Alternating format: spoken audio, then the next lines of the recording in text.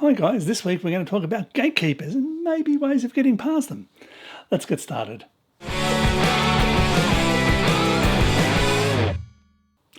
As I said, this week we're going to talk about gatekeepers. So what is a gatekeeper and why are they there? Let's talk about why they're there to start with.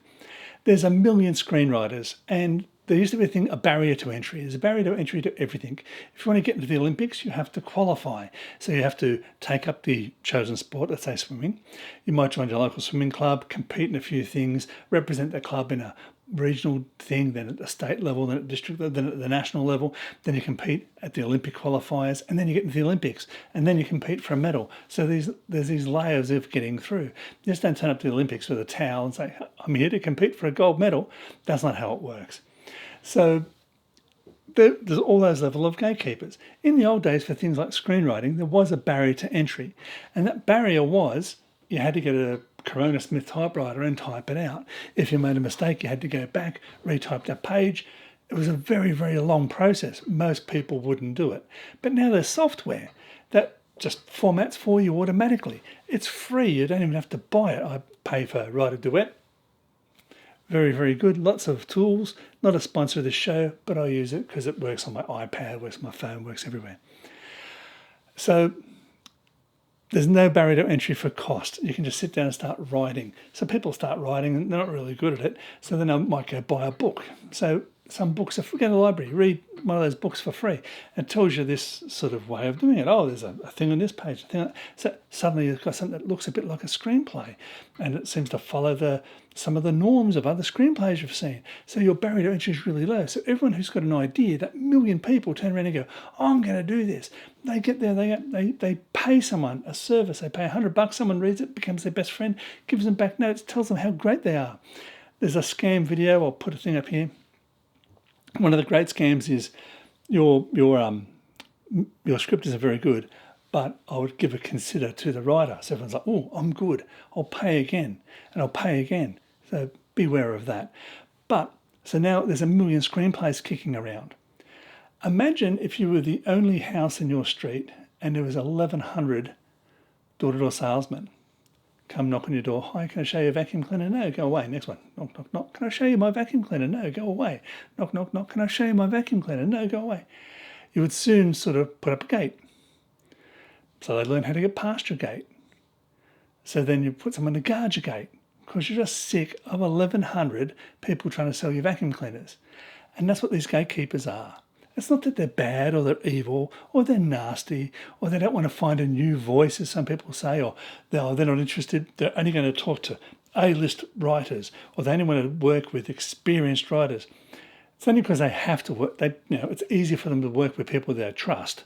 I mean, you go to your favourite restaurant, you go to your favourite park, you swim at the same beach, you go to the same lake, you hike the same trails.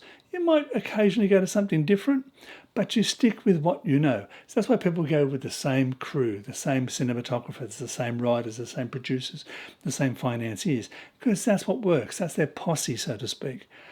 So occasionally they'll say, well, I've been asked by a studio to see if I can find a horror. I don't know any horror writers. I'll go to market.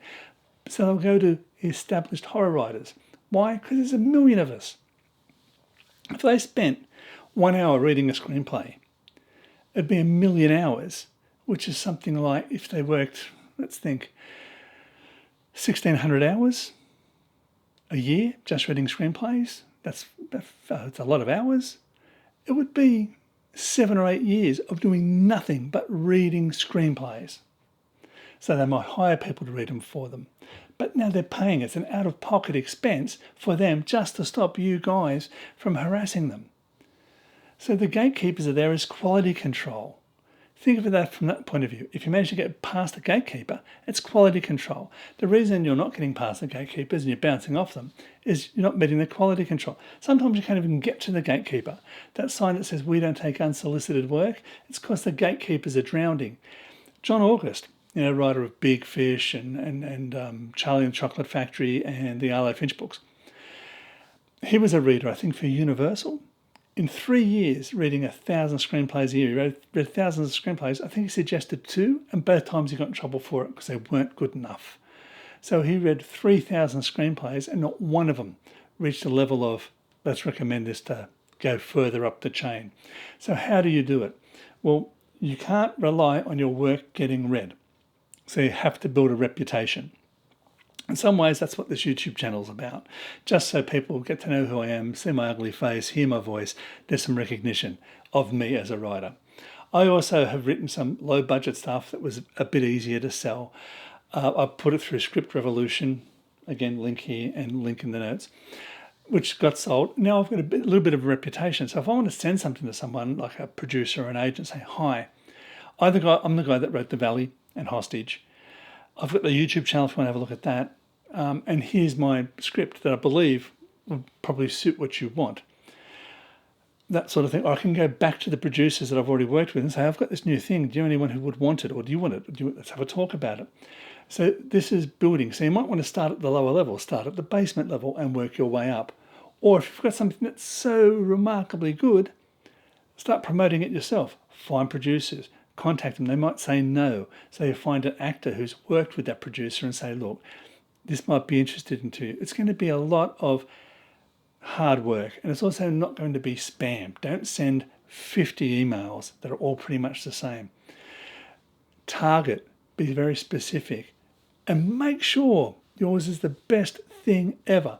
Go get all the Academy nominated stuff, read it, read yours. If yours is better than that, you've got a chance. The reason it has to be better, so those people all have reputations. Those people have all made movies before. Those people have been nominated for an Oscar. Everyone's going to go to them before they go to the unknown person that I've never heard of who just turns up with a screenplay, who could be a complete nutbag, who could be a psychopath. So they don't want to take that risk. They're going to go back to the well where they get good, clean water. They're not going to wander off to a river and they don't even know if it's polluted. Bad metaphor, but you know what I mean. So that's why there's gatekeepers. It's a filter to stop us, the great unwashed, getting to them and stopping them from doing their work. So you now have to present better value than the people they've already worked with, and then you might have a chance. Here's the t-shirt in a nice dark colour. You might see several videos with me in this black one because, as I've said before, family injuries, surgeries, that sort of stuff. So I'm going to record quite a few videos and try to put them out in mass. Thank you everyone who does this. It's very, very much appreciated. And until next time, guys, keep writing.